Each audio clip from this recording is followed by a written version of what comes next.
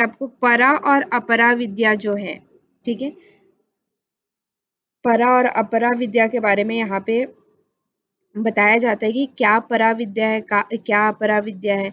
Basically मतलब मुंडक इसका नाम क्यों पड़ा, ठीक है, तो मुंडक इसका नाम इसलिए है, मुंडक मतलब क्या होता है, मुंडन करना, ठीक है, तो मुंडक मतलब क्या है, मन का मुंडन करके, मन का मुंडन करने का मतलब क्या है कि जो हमारा मन होता है वही क्या करता है, सभी तरह के विषयों में फंसा हुआ होता है, मतलब कि हमारे जो ज्ञान इंद्रियां उनके साथ संयुक्त होकर के वो काम करता है, ठीक है, और मन ही क्या होता है, चंचल होता है, संकल्प विकल्प करता है कि ये विकल्प है, इसका ये विकल्प है, ये नहीं करेंगे, ये कर लेते हैं। ये जो कार्य करने, विकल्प निकालने का जो मतलब कि कार्य है वो किसका है, मन का है, ठीक है, जो भी हम संकल्प करते हैं, जैसे हमें 4 बजे उठना है, इसका हम एक संकल्प करते हैं, तो उसका संकल्प जैसे हम करते हैं, सुबह उठते ही हमें क्या लगता है, जैसे हम उठ तो जाते हैं 4 बजे, लेकिन फिर क्या करते हैं कि नहीं 4 बजे अभी नहीं उठना है, रात में हम देर से सोए थे, हमने ये किया था, वो किया था, इस तरह का जो हमारा विकल्प निकालने का कार्य होता है किसी भी चीज में,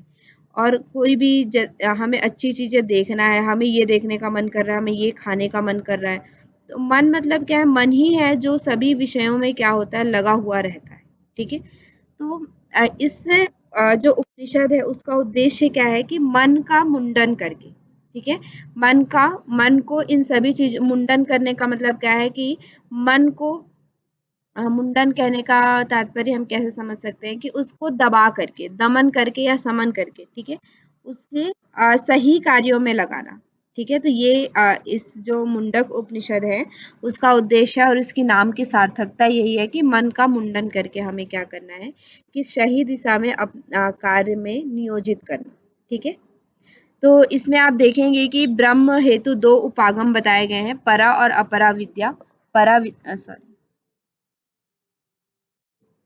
यहाँ पे मन हेतु 2 उपागम यानी कि ब्रह्म को प्राप्त करने के लिए 2 मार्ग बताए गए हैं, कौन कौन से, परा विद्या और अपरा विद्या, तो परा विद्या क्या है और अपरा विद्या क्या है, ठीक है, तो उसके बाद इसमें बताया गया है कि ब्रह्म विद्या की महानता, ब्रह्म जो है उनकी क्या महानता है, उनके बारे में आपको यहाँ पे देखने को मिलेगा कि ब्रह्म कैसा है, ठीक है, उनकी क्या महानता है, उसकी स्वार्थ युक्त कर्मों की निरर्थकता, मतलब कि हम जो अभी हम कार्य कर रहे हैं वो किससे होके कर रहे हैं कि स्वार्थ से, कि हम ये करेंगे तो हमें ऐसा मिलेगा, हम ये करेंगे तो हमें ऐसा मिलेगा, एक स्वार्थ है हमारा हर चीज में, ठीक है, हम जो भी कार्य कर रहे हैं उसमें हमारा कुछ ना कुछ स्वार्थ है, लेकिन मतलब कि इन स्वार्थ की क्या निरर्थकता है वो आपको इस उपनिषद में देखने को मिलता है, अगर आप इसको पूरा पढ़ते हैं तो इसमें आपको बहुत सारी चीजें देखने को मिलती है कि स्वार्थ से अगर हम कार्य करेंगे तो क्या होगा, ठीक है, फिर उसके बाद क्या है, तप और गुरु भक्ति से सृष्टि की उत्पत्ति, ध्यान का अंतिम लक्ष्य ब्रह्म अनुभूति, ठीक है, अ,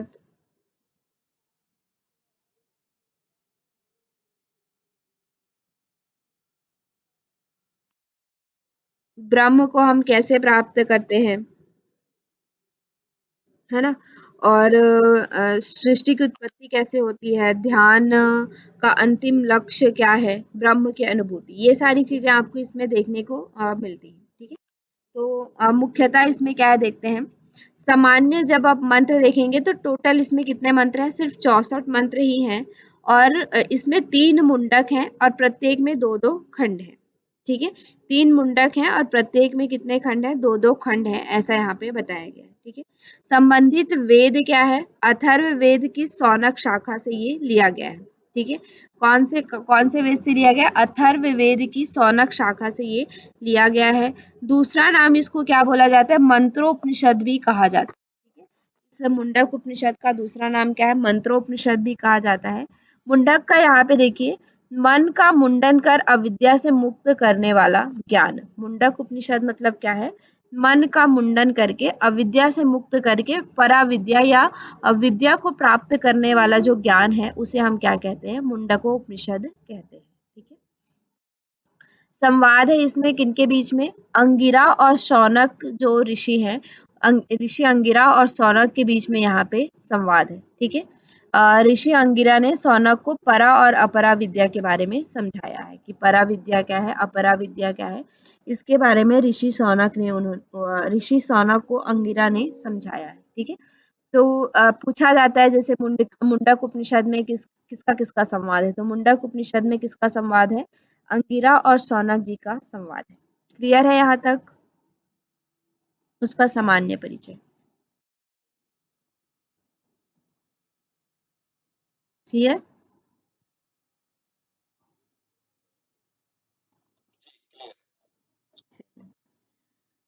तो नेक्स्ट अब हम देखते हैं कि इसमें ब्रह्म विद्या का क्रम बताया गया है। पूछा जाता है, एक गीता से पूछा जाता है और एक मुंडक उपनिषद से भी पूछा जाता है। ठीक है, कि ब्रह्म विद्या के ज्ञान का जो क्रम है वो क्या है। ज्ञान का क्रम मतलब कि न, जैसे ज्ञान का क्या होता है कि हम अ, हमने किसी से ज्ञान प्राप्त किया, उसे आपको हम दे रहे हैं, है ना। उसी तरह से किसी और से हमने ज्ञान मतलब आप किसी और को देंगे, और आपने जिनको दिया है वो किसी और को देंगे। तो ये जो क्रम चलता आ रहा है, तो इसी तरह से इसमें एक क्रम बताइए। स्क्रीन शेयर हो रही है क्या?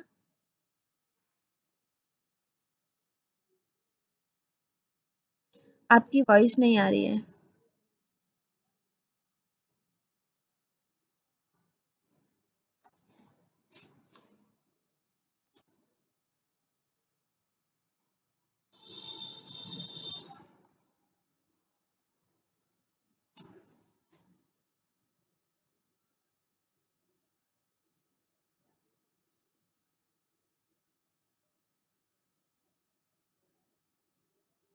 अच्छा।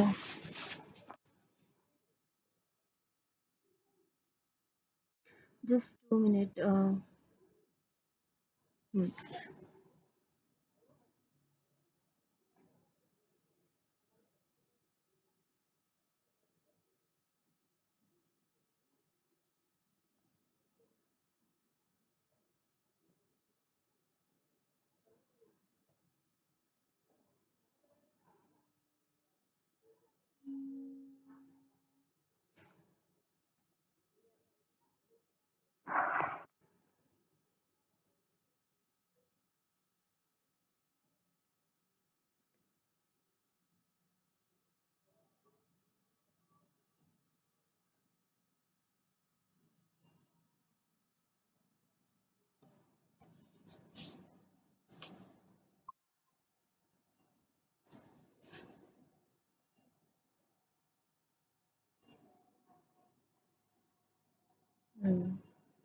यहाँ पे थोड़ा सा नेटवर्क इशू रहता है जिसकी वजह से।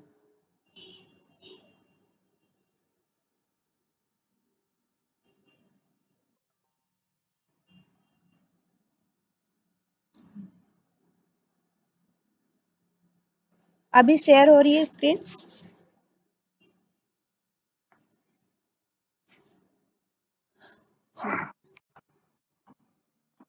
तो हम मुंडक उपनिषद देख रहे थे। ठीक है, जिसमें मुझे तो शेयर हो रही है, मैं दूसरी जगह से ज्वाइन की थी। ठीक है, मैं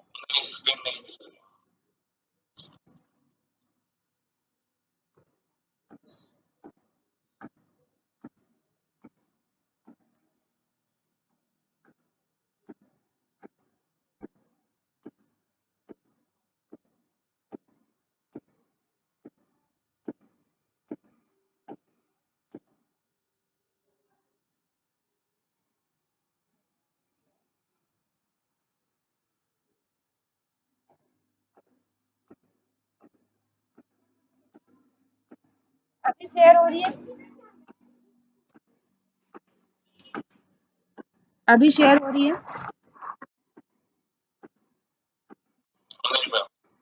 आपको क्यों नहीं शेयर हो रही है? क्योंकि मेरे को तो शेयर हो रही है, मैं दूसरी जगह से ज्वाइन हूँ। तो एक बार रिज्वाइन करके देखिए। हम्म।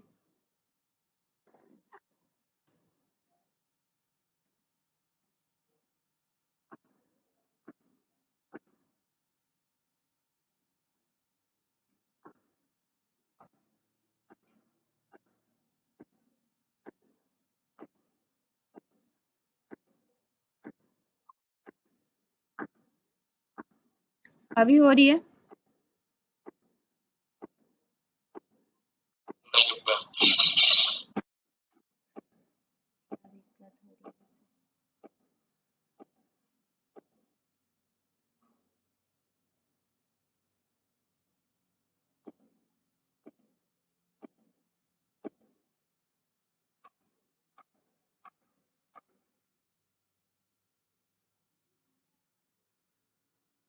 अब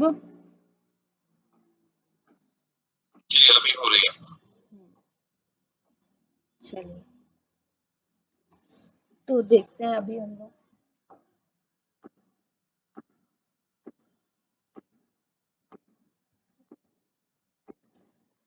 तो देखते हैं, इसमें आपका बताया गया है कि मुंडक उपनिषद जो है वो अथर्ववेद से संबंधित है। इसमें परा और अपरा विद्या के विषय में आपको बताया गया है। मंत्र इसमें 64 है, मुंडक 3 है, प्रत्येक में 2-2 खंड है। ठीक है। मंत्रोपनिषद भी इसे कहा जाता है, और इसका नाम की सार्थकता क्या है? मन का मुंडन करके अविद्या से मुक्त कराने वाला ज्ञान। ठीक है। और क्या है? संवाद किनके बीच में है? ऋषि और अंगिरा और सौनक के बीच में संवाद है। यहाँ तक हमने देखा था, है ना? इसके बाद इसमें बताया जाता है कि जैसे ब्रह्म विद्या है उसको क्या है, क्रमवार दिया गया है ना, मतलब धीरे धीरे करके एक के बाद एक ज्ञान का क्या होता गया, मतलब कि ज्ञान को एक दूसरे को देते गए। तो इसी तरह से यहाँ पे ज्ञान को क्या है कि दिया गया ब्रह्म विद्या को। तो सर्वप्रथम ब्रह्मदेव जो है, ब्रह्मा जी जो है, उन्होंने किनको दिया था? ज्येष्ठ पुत्र अथर्वा को दिया था। ठीक है, अपने ही ज्येष्ठ पुत्र, अपने ही सबसे बड़े पुत्र अथर्वा को उन्हें दिया था। उसके बाद उनका क्या किया? अंगी मुनि, फिर उन जो अथर्वा है उन्होंने अंगी मुनि को दिया, अंगीर को दिया। ठीक है। फिर अंगीर ने किनको दिया? भरद्वाज के पुत्र सत्यवाह या भरद्वाज गोत्र के सत्यवाह को उन्होंने दिया। ठीक है। फिर सत्यवाह ने किसको दिया? अंगिरा या अंगिरस भी कहा जाता है उनको, उनको दिया। और जब ये अंगिरा है वो इस मुंडक उपनिषद के माध्यम से किसको दे रहे हैं? शिष्य सौनक को दे रहे हैं। ठीक है। इस मुंडक उपनिषद के माध्यम से ये जो ज्ञान है, ब्रह्म विद्या का जो ज्ञान है, वो शिष्य सौनक को अभी वो बता रहे हैं। ठीक है, यहाँ तक क्लियर है?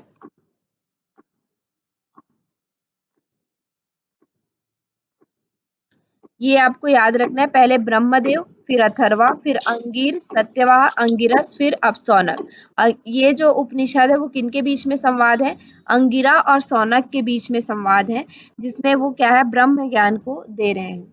जिसमें वो बताते हैं कि ब्रह्म विद्या जो है वो परा और अपरा विद्या से संबंधित है। ठीक है। जिसमें परा विद्या में हमारा क्या है? अक्षर ब्रह्म ओम, ओम का उच्चारण। ठीक है, ओम जो है प्रणव जिसको हम कहते हैं, वही क्या है? ब्रह्म विद्या है। ये हमने और किसी उपनिषद में पढ़ा है ओम को ब्रह्म विद्या?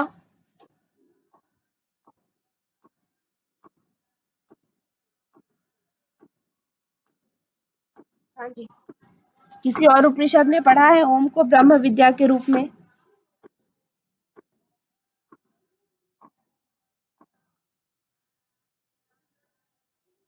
याद है आपको? कठोपनिषद। आत्मा के बारे में पूछते हाँ, हैं लास्ट जो ये उसमें उपनिषद क्या हमने पढ़ा प्रश्न। था, नहीं नहीं, मांडुक्य उपनिषद जो है ना, जिसमें ओंकार को चेतना का स्वरूप बताया है, तो ओंकार को ही ब्रह्म बताया है ना? उसमें 12 ही मंत्र है और सिर्फ ओंकार के विषय में वहां पे चर्चा होती है। ठीक है। तो ऐसे ही मुंडक उपनिषद में भी क्या है? ओंकार के विषय में यहाँ पे बताया जा रहा है आपको, पराविद्या के विषय में। ठीक है। और पराविद्या में बताते हैं कि ओंकार नाम जो अक्षर ब्रह्म ओम है वो पराविद्या है। ज्ञान कांड में ज्ञान जो चीजें हम करते हैं, और प्रगति पद, ठीक है, प्रगति पद जो चीजें हैं वो सब क्या, मतलब कि प्रगति यानी कि आगे बढ़ाने वाली जो चीजें हैं वो किस में आती है? पराविद्या के अंतर्गत आती है। ठीक है। और अपरा विद्या में क्या आता है? हमारा जो 4 वेद और 6 वेदांग जो हमारे हैं। ठीक है। 4 वेद कौन कौन से? ऋग्वेद, यजुर्वेद, सामवेद और अथर्ववेद। और 6 वेदांग कौन कौन से हमारे? शिक्षा, कल्प, निरुक्त, व्याकरण, ज्योतिष और छंद। ये जो हमारे 6 वेदांग हैं वो किसके अंतर्गत आते हैं? अपरा विद्या के अंतर्गत आते हैं। ठीक है। कर्म कांड, जो भी हम कर्म कांड करते हैं वो हमारा अपरा विद्या के अंतर्गत आता है। रूढ़िवादी, जो हम रूढ़िवादी में चल रहे हैं, है ना, मतलब कि हमारा एक परंपरागत जो चीजें हैं चलती आ रही हैं, वो क्या है, अपरा विद्या के अंतर्गत आती है। क्लियर है यहाँ तक?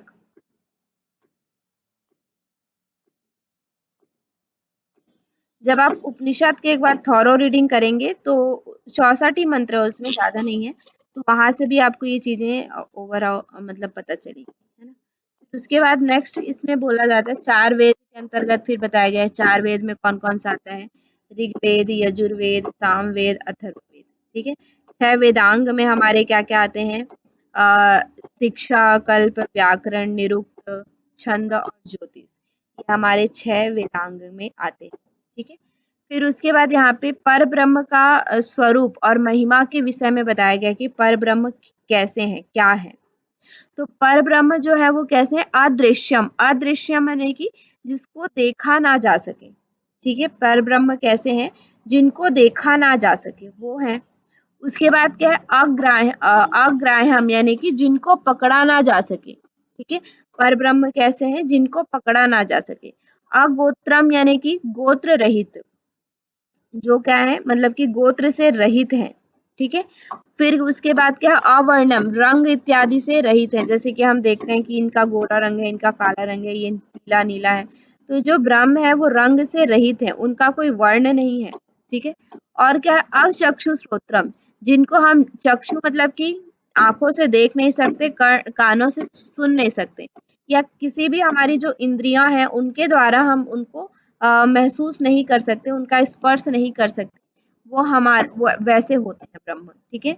अपाणिपादम, मतलब कि उनका सॉरी, यहाँ पे अचक्षुश्रोत्र मतलब कि जिनके आंख कान इत्यादि नहीं है। ठीक है, मतलब ज्ञानेंद्रिया नहीं है।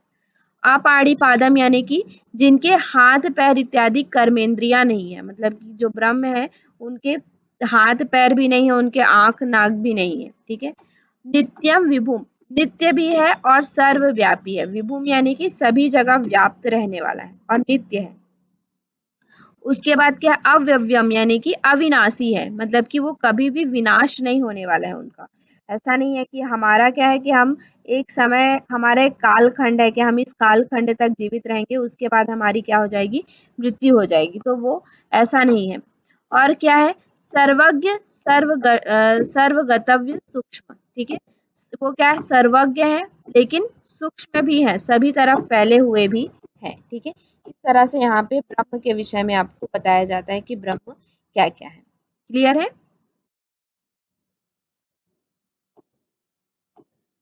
फिर उसके बाद यहाँ पे बताया जाता है कि जगत की उत्पत्ति का क्रम कैसे हुआ, मतलब कि ये जो जगत आप देख पा रहे हैं वो जगत कैसे उत्पत्ति हुई, उसका उसका उत्पत्ति क्रम क्या है।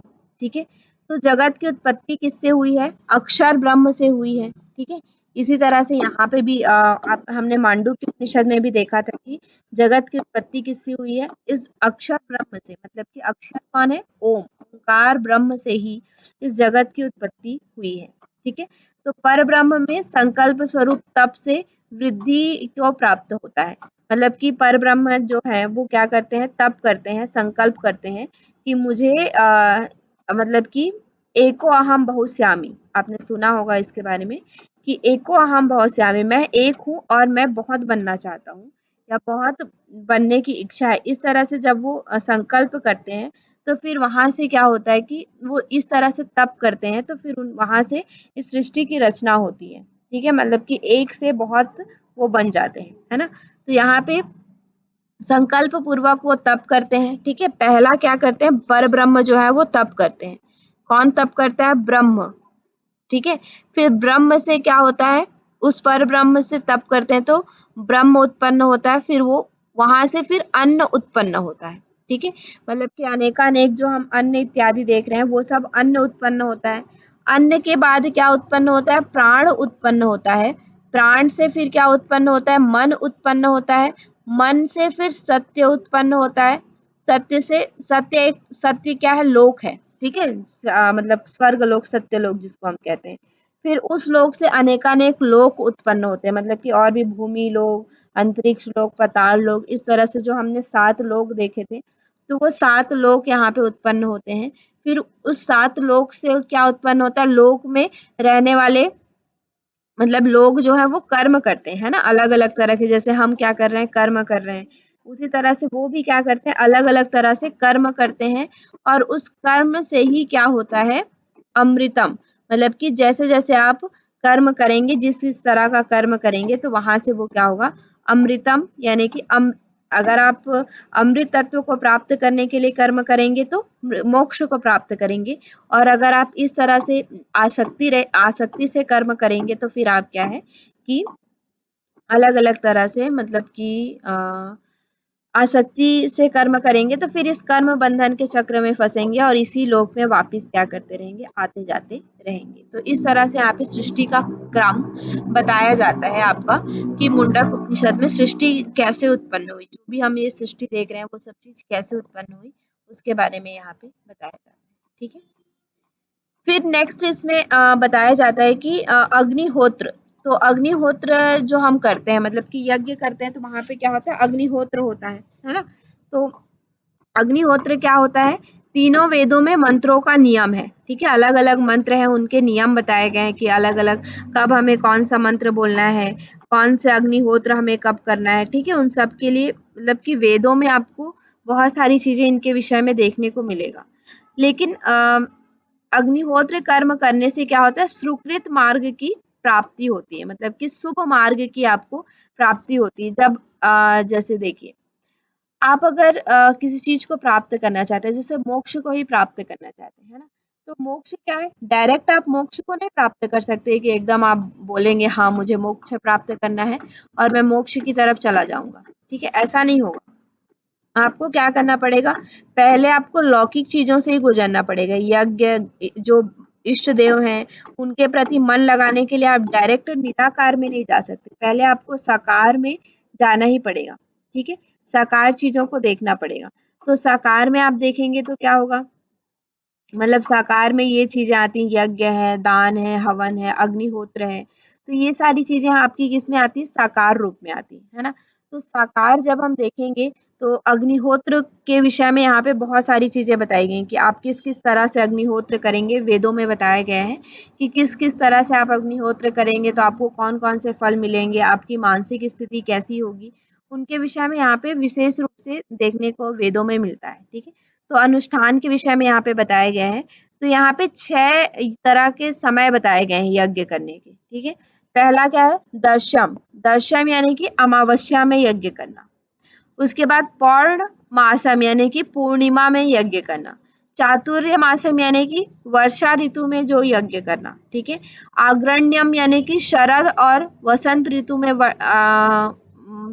ऋतु में क्या करना है, यज्ञ करना, अग्निहोत्र करना। और अतिथि यानी कि प्रतिदिन अग्निहोत्र करना। और वैश्व देवम यानी कि नैमित्तिक यज्ञों में से एक, नैतिक यज्ञों से यानी कि किसी कार्य विशेष में किए जाने वाले यज्ञ, है ना। तो इस तरह से यहाँ पे 6 यज्ञ के अग्निहोत्र के विशेष रूप से प्रकार बताए गए हैं, कब कब हमें यज्ञ करना है, ठीक है। तो यदि शास्त्र विधि से अवहेलना करके, अगर आप शास्त्र विधि की अवहेलना करके अग्निहोत्र करते हैं, ठीक है, मान लीजिए आप अपने मर्जी अनुसार कभी भी अग्निहोत्र कर रहे हैं, तो इससे क्या होगा कि मनुष्य को सातों पुण्य लोक, अगर आपने लोकों में पुण्य प्राप्त किया है, कहीं कुछ अच्छा कार्य किया है और पुण्य प्राप्त हुआ है, वो सभी क्या हो जाते हैं, नाश हो जाते हैं। अगर आप गलत रीति से अग्निहोत्र की क्रिया करते हैं तो आपने जो भी पुण्य किया है वो सभी पुण्य का क्या हो जाता है, नाश हो जाता है। और आप मतलब कि पुण्य लोगों का नाश हो जाता है और कोई भी फल आपको प्राप्त नहीं होता है अगर आप गलत रीति से अग्निहोत्र करते हैं तब, ठीक है। फिर यहाँ पे 7 तरह की ना अग्नि बताई गई है, ठीक है, जैसे कि मतलब 7 तरह के अलग अलग अग्नि बताई गई है। कौन कौन सी, काली, कराली, मनोजवा, सुलोहिता, सुधूम्रवर्णा, स्फुलिंगिनी और विश्वरूपी, ठीक है। इस तरह से 7 अग्नि बताई गई है। यहाँ से प्रश्न आपका पूछा जाता है कि 7 प्रकार की अग्नि कौन कौन सी है, ठीक है। तो 7 प्रकार की अग्नि के विषय में आपको प्रश्न कौन कौन सी है या फिर सीक्वेंस से जमाइए, ऐसा भी यहाँ से पूछा जाता है, ठीक है। तो इसको सीक्वेंस में आपको याद करना है। काली मतलब काले रंग वाली, ठीक है, मूलाधार में, इसका स्थान कहाँ पे माना गया है, मूलाधार में माना गया है। उसके बाद कराली मतलब अति उग्र, ठीक है, अति उग्र जो हम देखते हैं जैसे अग्नि जलती रहती है, बहुत ज्यादा अति उग्र होती है। काली मतलब कि धुआं निकलने वाली, जो जब हम यज्ञ करते हैं उस समय धुआं जो निकलता है तो वो काला काला होता है, ठीक है। कराली मतलब अति उग्र, मतलब बहुत ज्यादा जो जलता है वो क्या है, कराली है। मनोजवा यानी कि क्या है आपका, मनोजवा यानी कि चंचल मन वाली, जैसे कि चंचल होती रहती है, इधर उधर घूमती रहती, जब आप अग्नि प्रज्वलित करेंगे तो वो उड़ती रहती है, इधर उधर घूमती रहती है ना, तो वो क्या मणिपुर है। उसके बाद सुलोहिता यानी कि सुंदर लाली लिए हुए, लाल लाल रंग की अग्नि जो होती है वो क्या है, सुलोहिता कहा जाता है। इसका स्थान कहाँ है, अनाहत चक्र में है। और फिर क्या है, सुधूम्र वर्णा यानी कि सुंदर धुएं रंग वाली जो होती है वो विशुद्धि चक्र का स्थान माना गया है। स्फुलिंगिनी लिंगिनी यानी कि चिराओं वाली, चिंगारियों वाली जो आज्ञा चक्र में इसका स्थान माना गया है। और विश्व रुचि यानी कि सब और प्रकाशित जो है वो सहस्त्रार चक्र में है, ठीक है। तो इस तरह से स्वर्ग लोक देवलोक की प्राप्ति के लिए अलग अलग तरह से हम जो ये अलग अलग अग्नि जो होती है उसमें हम क्या करते हैं, अग्निहोत्र देते हैं, ठीक है। फिर यहाँ पे यज्ञ रूपी 18 नौकाएं भी बताई गई हैं, अलग अलग तरह के नौकाएं, जिसमें कि 6 जो अग्नि है, 6 जो हमने अग्निहोत्र देखे उनमें तीन तीन तरह की अनुमानित की गई हैं, ठीक है। नौकाएं मतलब कि क्या है, यज्ञ जो है तो आप जब हवन कुंड में डालेंगे तो वो क्या करती हैं कि वो उसको लेकर के अलग अलग देव तक पहुंचाती हैं, ठीक है। तो इसलिए उनको नौका यहाँ पे इस इन सबको संज्ञा के रूप में लिया गया है, ठीक है, मतलब कि एक तरह से मतलब डिक्टेशन फॉर्म में, ठीक है। तो इसमें मुख्य आपको क्या याद रखना है कि कितनी अग्नि है वो आपको याद रखना है, जो 7 तरह की ये जो अग्नि है उसके बारे में आपको याद करना है, ठीक है।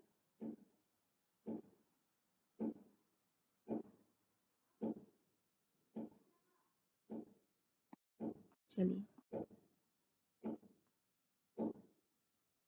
हाँ, फिर जैसे हम देखते हैं कि ये जो विराट ब्रह्म है, ठीक है, ब्रह्म का स्वरूप जो हम देख रहे हैं विराट ब्रह्म का, तो इनका क्या है कि अलग अलग हमारे शरीर के साथ इसका वो किया गया है, मतलब कि कंपेयर किया गया है कि कौन सा उसका भाग क्या है, कौन सा उसका भाग क्या है, ठीक है। तो ये बहुत इंपॉर्टेंट है, यहाँ से भी प्रश्न आपका पूछा जाता है कि कौन से क्या है।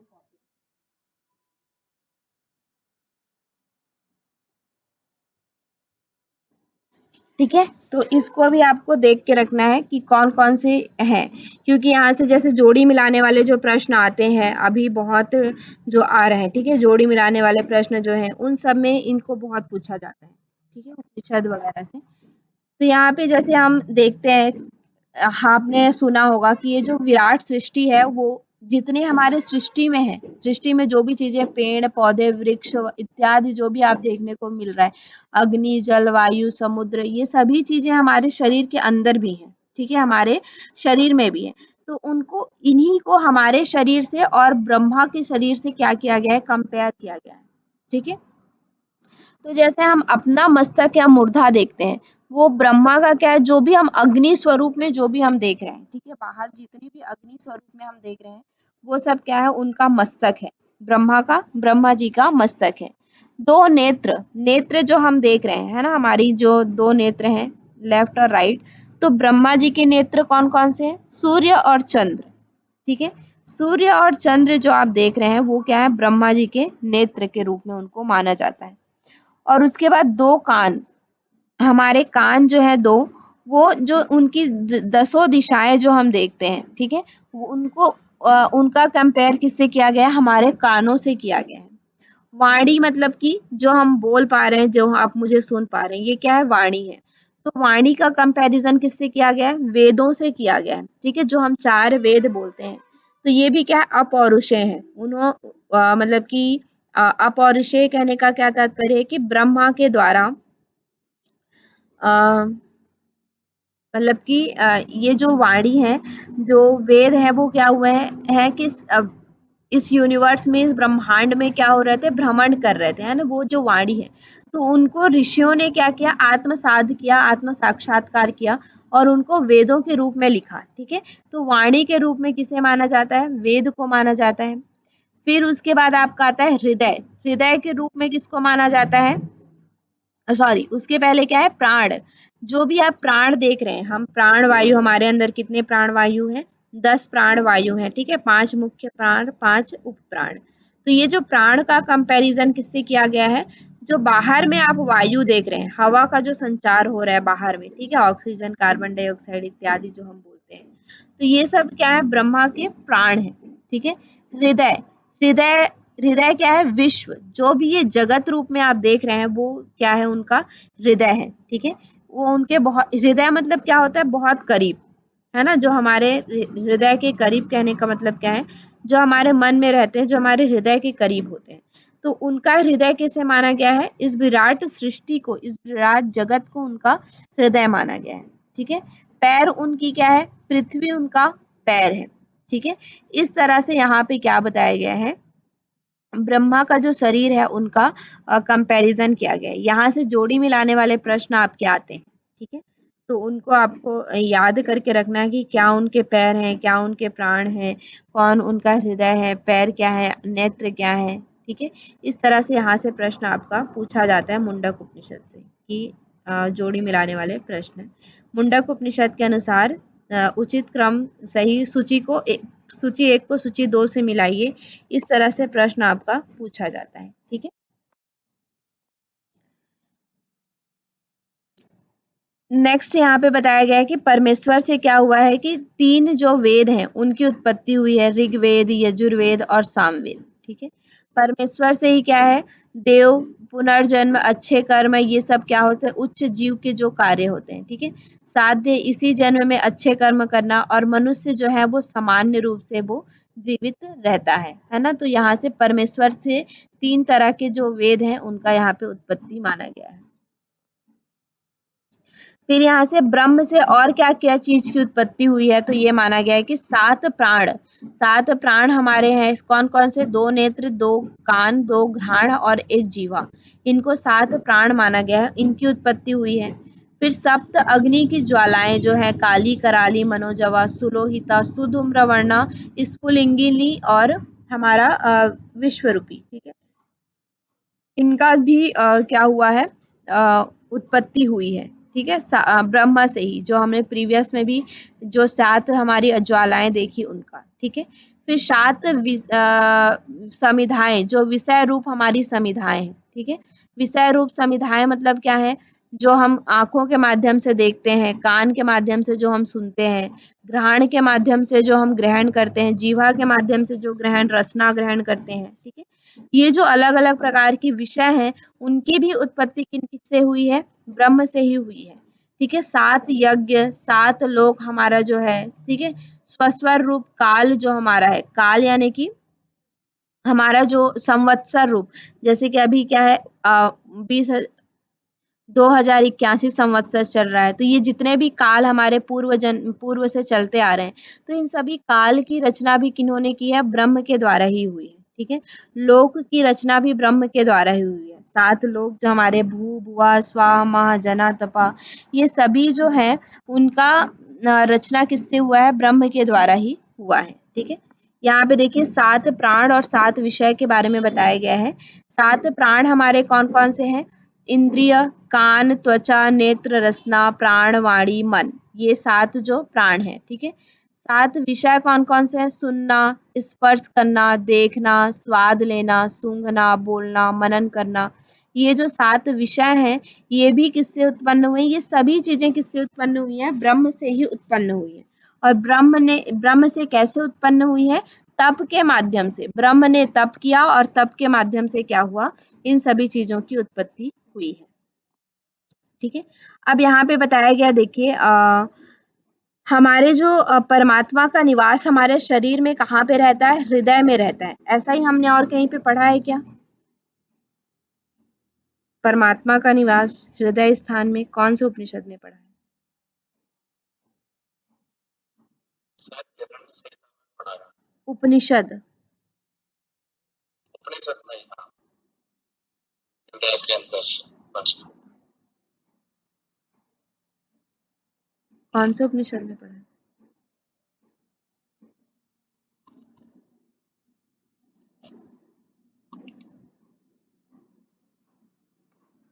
कठोपनिषद। याद नहीं आ रहा है मुझे, तो कठोपनिषद में भी जब आत्मा का बता दिया। हाँ, नचिकेता, कठोपनिषद में बताया गया जन्म से जो अंगुष्ठ सफल। मात्र प्रमाणेन हृदय गुहा निवासती, इस तरह से वहां पे बताया गया वहां पे भी। ठीक है, कि अंगुष्ठ मात्र प्रमाण वाला वो कहाँ पे रहता है, हृदय गुहा में वो निवास करता है। ठीक है, इस तरह से वहां पे भी बताया गया। और मुंडक उपनिषद में भी परमात्मा का स्थान या आत्मा का स्थान हमारे शरीर में कहाँ पे बताया है, हृदय स्थान में बताया है। ठीक है, ये कुछ कॉमन कॉमन चीजें हैं, उन सबको याद रखिए, यहाँ से ही प्रश्न पूछा जाता है आपको। फिर यहाँ पे बताया गया है कि स्वार्थ युक्त आप कर्म करेंगे तो आपको क्या होगा। ठीक है, अगर आप स्वार्थ युक्त कर्म कर रहे हैं तो फिर आपको क्या उसका हानि है। तो जैसे सकाम कर्म कहने का मतलब क्या है, किसी इच्छा से किया गया कर्म या किसी फल प्राप्ति की इच्छा से किया गया कर्म को क्या कहा जाता है, सकाम कर्म कहा जाता है। ठीक है, तो सकाम कर्म क्या हुआ, जैसे कि उपासना रहित अविद्या, स्वयं को विद्वान मानने वाला जो होता है, मूर्ख लोग अभिमान करते हैं। ठीक है, विषयों पर आसक्ति होती है। ठीक है, और होने के कारण कल्याण मार्ग को नहीं जानते। मतलब ये सब क्या है, सकाम कर्म करने वाले, जिनको जो कोई उपासना नहीं करते हैं, अविद्या में रहते हैं, स्वयं को ही विद्वान मानते हैं, बोलते हैं मैं ही विद्वान हूँ, मेरे से बड़ा विद्वान कोई नहीं है ना। और क्या होता है कि अभिमान करते हैं, विषयों के प्रति आसक्ति रखते हैं कि ये मेरा विषय है, ये तुम्हारा विषय है, उनके प्रति उनका लगाव होता है, कुछ भी विषय जो आप वो देखते हैं उनके प्रति उनका लगाव रहता है। और क्या है, इस लोक वो इस लोक को नहीं जानते हैं कि क्या कल्याणकारी मार्ग है। ठीक है, कि मोक्ष प्राप्त करना ही कल्याणकारी है, उसको नहीं जानते। वो जानते हैं कि ये मेरा परिजन है, मुझे इनके लिए कार्य करना है, इस तरह से वो मोह में फंसे हुए रहते हैं। ठीक है, और अत्यंत हीन योनि में प्रवेश करते हैं। इस तरह के जो लोग होते हैं, ठीक है, जो सकाम कर्म करते हैं, वो अभी तो मनुष्य जन्म भले उनको मिल गया, लेकिन अगले जन्म में वो क्या है, अत्यंत हीन योनि मतलब कि छोटे छोटे योनियों में वो क्या करते हैं, प्रवेश करते हैं, ऐसा यहाँ पे बताया जा रहा है। ठीक है, मतलब कि स्वार्थ युक्त अगर आप कर्म करेंगे तो क्या होगा, उसका हानि क्या है कि आपको हीन योनि में प्रवेश करेंगे। ठीक है, ऐसा यहाँ पे बताया जा रहा है। फिर यहाँ पे बताया जा रहा है कि तप और गुरु भक्ति कल्याण मार्ग क्या है। ठीक है, कल्याण मार्ग क्या है हमारा, कि श्रेय मार्ग, पुण्य मार्ग, सुकृत मार्ग, पराविद्या। ठीक है, अपरा विद्या जो हम देख रहे हैं वो सब क्या है, स्वार्थ युक्त कर्म से रिलेटेड है। ठीक है, पराविद्या में जो हम, पराविद्या कहने का मतलब क्या है, एक तरह से ब्रह्म को प्राप्त करने का। परा मतलब कि, अपरा मतलब क्या है, जो हम ये भक्ति इत्यादि करते हैं। परा मतलब क्या है, हमने नारद भक्ति में भी पढ़ा था। परा मतलब क्या होता है कि सभी चीजों को त्याग करके पूर्ण वैराग्य हो करके आप जब मतलब कि उस ब्रह्म को जान जाते हैं कि क्या है ब्रह्म, और उनके प्रति पूरी तरह से जब आपको लगाव हो जाता है। ठीक है, मतलब कि उस परम विद्या को आप प्राप्त कर लेते हैं, वो गूढ़ विद्या जो है कि मैं ही ब्रह्म हूँ, इस तरह का जो विद्या है उसको आप प्राप्त कर लेते हैं, तो वो क्या है, परा विद्या के अंतर्गत आता है। ठीक है, जो स्वयं रूप तप और श्रद्धा से एवं राजयोग रहित है, सूर्य के मार्ग को जानते हैं, जन्म मृत्यु से रहित होता है। ठीक है, अविनाशी परम पद की प्राप्ति है। ठीक है, कल्याण मार्ग क्या है, जो रजोगुण सूर्य मार्ग से में जाता है, मतलब कि सूर्य की तरह तपता हुआ जाता है। ठीक है, सूर्य का यहाँ पे एग्जाम्पल क्यों दिया गया है, क्योंकि सूर्य एक ऐसा मतलब कि ग्रह या एक ऐसी सविता है जिससे, मतलब वो क्या है, तेजो से युक्त है। उस तरह से तपना पड़ेगा आपको, तभी आप सूर्य मार्ग से जा करके आप क्या कर सकते हैं, आप अविनाशी परम ब्रह्म को प्राप्त कर सकते हैं। ठीक है, और जन्म मृत्यु से रहित हो सकते हैं। और क्या है, हाथों में और ये चीज हमें कैसे प्राप्त होती है, आप ये मुंडक उपनिषद पढ़ रहे हैं, आप ये वेद पढ़ लेंगे। ठीक है, वेद पढ़ने के बाद आपको लगेगा कि मुझे पूरा ज्ञान हो गया है, अब मैं मतलब कि परम विद्या को प्राप्त कर सकता हूँ, तो ऐसा बिल्कुल नहीं होने वाला है। ठीक है, कैसे होता है, हाथों में समिधा लेकर वेद को भली भांति जानने वाला श्रद्धावान गुरु के पास जाना चाहिए। ठीक है, बिना गुरु के हमें समाधि परम पद की प्राप्ति कभी नहीं हो सकती। इसके लिए हमें क्या है, हाथों में समिधा लेकर के क्यों बोला गया है, पहले जो क्या होता था, शिष्य होते थे वो अपने हाथों में समिधा लेकर के, लकड़ी इत्यादि लेकर के, जो समिधा होती है वो लेकर के उनको अर्पित करके, मतलब कि हम आप स्वयं को पूरी तरह से आपको अर्पित कर रहे हैं, अपने गुरु को अर्पित कर रहे हैं, इस तरह से वो अपने गुरु के पास जाते थे और फिर उनसे प्रश्न पूछते थे, उनका उत्तर देते थे और मतलब कि प्रश्न पूछते थे, गुरु जो उनसे कहते थे, जो भी कार्य उनको करने के लिए कहा जाता था वो करते थे और उसके बाद कहीं जा कर के क्या होता था कि वो परम विद्या को प्राप्त कर पाते थे। ठीक है, तो ये जो परम विद्या अविनाशी ब्रह्म को प्राप्त करने का जो मार्ग है वो हम ऐसे ही नहीं प्राप्त कर सकते, वो गुरु के माध्यम से ही हम प्राप्त कर सकते हैं। ठीक है, गुरु जब हमें एक वेदों को ज्ञाता जो गुरु हैं उनके पास हम जाएंगे, वो हमें मार्गदर्शन करेंगे, तभी हम प्राप्त कर सकते हैं। ठीक है, हमने हठ प्रदीपिका इत्यादि में भी देखा है कि आप ये चीजें शास्त्र पढ़ के प्राप्त नहीं कर सकते। ठीक है, कितना भी आप शास्त्र पढ़ लो, शास्त्र पढ़ के आप इन चीज़ों को प्राप्त नहीं कर सकते। इनका ये आप कब प्राप्त कर सकते हैं, जब आपके ऊपर गुरु की कृपा होगी, गुरु आपको मार्गदर्शन करेंगे, तभी आप इन चीज़ों को प्राप्त कर सकते हैं। ठीक है, शिष्य शांत चित्त, सम दम आदि साधना से युक्त ज्ञान देना चाहिए, मतलब कि जो सम दम आदि से साधन से युक्त है उन्हें ही ये ज्ञान देना चाहिए। ऐसा नहीं कि जो शिष्य मतलब कि शांत चित्त ना हो, ठीक है, वो अशांत हो, शिष्य ना हो, मतलब कि वो गुरु की क्या करता, अवहेलना करता हो, गुरु की अनादर करता हो, या शम दम उनके अंदर नहीं हो, मतलब अपने इंद्रियों पर जिनका नियंत्रण ना हो, ऐसे जो शिष्य हैं या ऐसे जो लोग हैं उनको ब्रह्म विद्या के विषय में नहीं बताना चाहिए, ऐसा यहाँ पे कहा जा रहा है। ठीक है, फिर उसके बाद क्या है, ध्यान का अंतिम लक्ष्य, जब आप ये ध्यान पर ब्रह्म की प्राप्ति का अंतिम लक्ष्य क्या है, गुरु को प्राप्त करना। ठीक है, ब्रह्मा को प्राप्त करना ही हमारा अंतिम लक्ष्य है। लक्ष्य प्राप्ति का उपाय क्या है, ये ये जो है वो आया था आपके प्रश्न में, पूछा गया था। ठीक है, जिसमें बोला गया था प्रणवो धनु, कौन से उपनिषद में बताया गया है। ठीक है, प्रणवो धनु सरो हव्यात्मा ब्रह्मा लक्ष्य उच्यते। ठीक है, क्या है, प्रणव ही वो धनुष है। ठीक है, ओंकार ही वो धनुष है। सिरो आत्मन आत्मना, यानी कि शरो यानी कि सरा मतलब क्या होता है, बाण, बाण कौन है, आत्मा है, और लक्ष्य कौन है, वो ब्रह्म है। ठीक है, धनुष जो है वो ओंकार है, बाण जो है वो आत्मा है, और लक्ष्य कौन है, ब्रह्म है। इस तरह से हम क्या करते हैं, अपने ब्रह्म को लक्ष्य करते हैं। ठीक है, यहाँ से प्रश्न पूछा जाता है आपका, इसको आप याद रखिएगा। उसके बाद क्या है, उपनिषद आपका क्या है, धनुष है, और उपासना बाण है, ब्रह्म आपका क्या है, लक्ष्य है। इस तरह से भी यहाँ पे बताया जाता है। ठीक है, फिर प्रमाद रहित साधक द्वारा ही लक्ष्य को भेदा जा सकता है। ऐसा नहीं है कि आप एक दिन क्या कर रहे हैं, ध्यान कर रहे हैं, 3 दिन तक आप फिर से ध्यान करना बंद कर रहे हैं। ठीक है, क्योंकि आपको प्रमाद आ गया कि मुझे 4 बजे उठ के ध्यान नहीं करना है। एक दिन तो आपने मतलब जोश में आकर के ध्यान कर लिया, फिर उसके बाद 3 दिन तक आप प्रमाद कर रहे हैं कि नहीं अब मुझे ध्यान नहीं करना है, अभी मुझे सोना है, नेक्स्ट में फिर से स्टार्ट करूंगा, है ना, ये है वो है, आज मैं लेट सोया था। इस तरह से प्रमाद जिनके अंदर रहता है, ठीक है, मन के अंदर जिनका कंट्रोल नहीं रहता है, जिनको आलस्य रहता है, जिनका मन जो है वो दृढ़ संकल्पी नहीं होता है, वो ब्रह्म को के लक्ष्य को भेद नहीं सकता। उसके लिए आपको तन्मय होना पड़ेगा, उनमें लगना पड़ेगा, तभी तब कहीं जाकर के आप क्या है, ब्रह्म के लक्ष्य को भेद सकते हैं। ठीक है, फिर अमृत का सेतु यानी कि मुक्ति का सेतु कौन है, वो ब्रह्म ही है। अगर आपको मुक्ति तक पहुंचना है, जन्म मृत्यु के चक्र से छूटना है, तो उसका सेतु कौन है, वो ब्रह्म है।